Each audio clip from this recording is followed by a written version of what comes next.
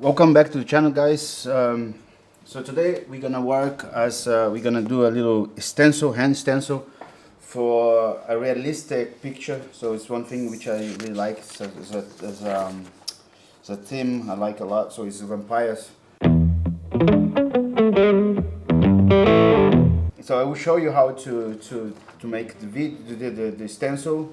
What is important in the stencil, very important. So to know, ignore certain things which a lot of the people do, and also tattooing it. So I will tattoo in a fake skin. So this is something really I really want to tattooing so for a very long time. So I'm gonna take the opportunity not only to do tattoo and but also the stencil, the whole beginning, so and so on. Also, we'll put down the materials that you're gonna use and so on and so on. So here's the picture. So what I choose is Dracula. I think this is even the first ever made movie from I think it's 1930s or even before that. So it's very simple. Materials, all you need is just a very good high resolution picture. This is not even a really high resolution. You can get much better pictures online, fortunately.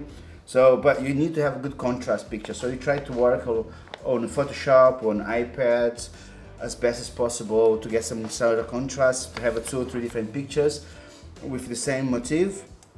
And beside each other, so you can acknowledge where to go to the, and I will show what I use, the way I can mark my shadings, where the dark spot is and the light spot is, okay?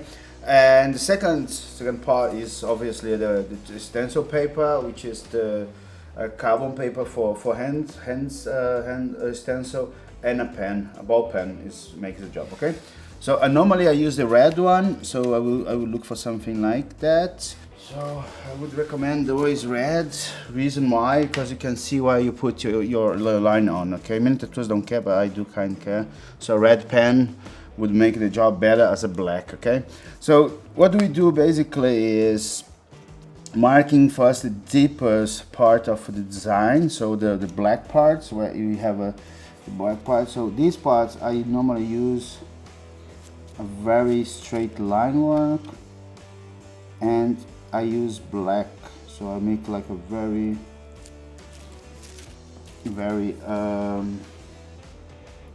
solid stencil. So it's basically what you have on the picture.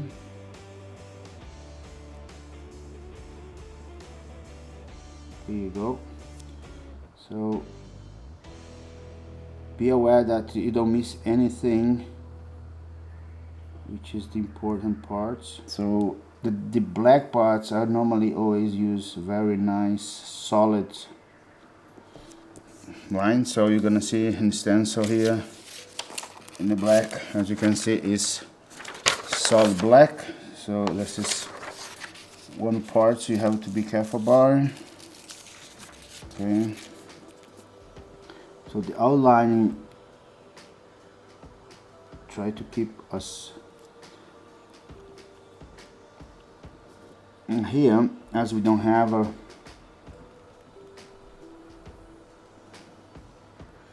if you see, I make just a normal line with the pen, not ignore any kind of thing. So you can see the ear folder here, so you can see the line of the picture.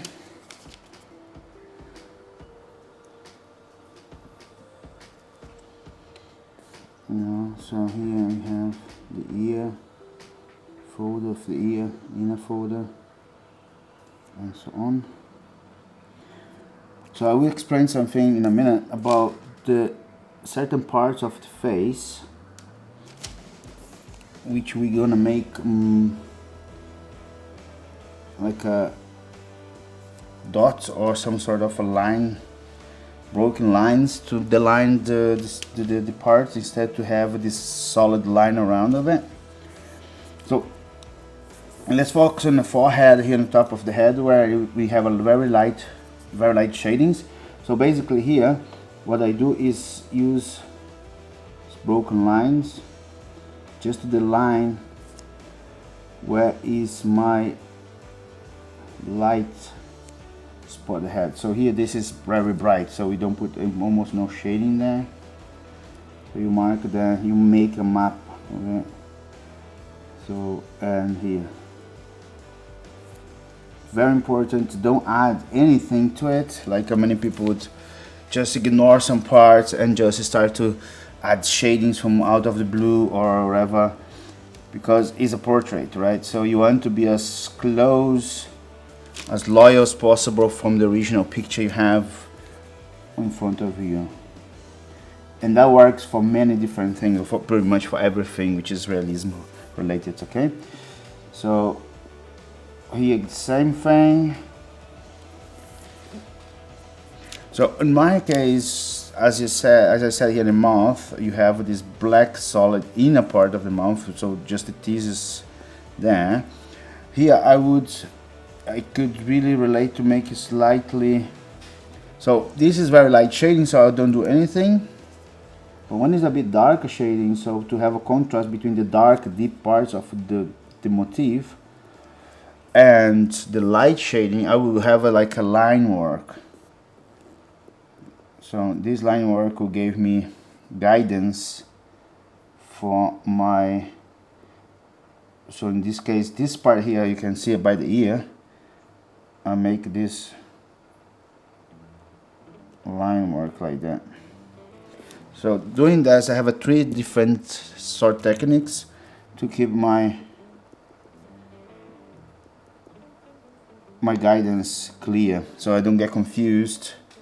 Because also if you do too much stuff, too much line work, too many things inside, you're also gonna get confused with so much things going on. So you have to be careful with that. So here's in the inner ear, a solid line, black. Here's black, so we keep black. So this part's where you have a straight line work inside, you try to keep a bit loyal to it. Okay. So here is just dark shadings, darker the forehead for instance. So we make the same thing of the lines. Okay, here's a bit. One part is black, so we solid it up, and that one. And here is line work. So we have 2 counterparts, a dark black and a stark shading.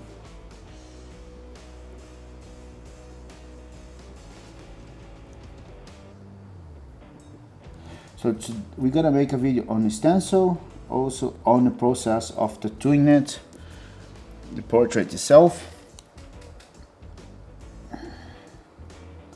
So if you guys have questions or anything, just hit the button below, so like and subscribe to the channel, and just write me if you have questions and so on.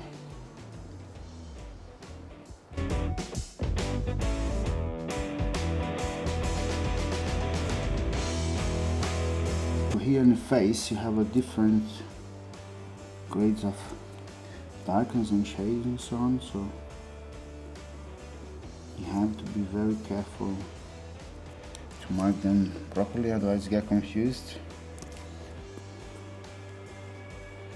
And keep in mind guys, always stencil has to be, is very important for a tattoo, and if you ignore details on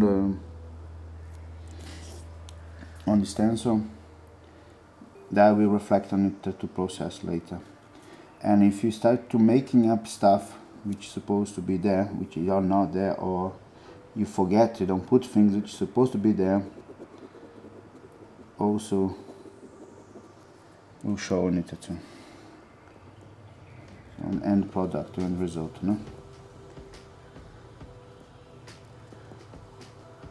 A lot of people forget, don't put the wrinkles of the picture, the motif, in case faces and stuff, or just ignore them, or they just add things freehand, which is not the most I would not recommend that, because as a portrait, possibly if someone, or even here from this kind of specific portrait, is it's a picture of some movie, you know. But even if that would be the case, you cannot change the expression or the scene, you know, where the picture is made. So should be careful with that.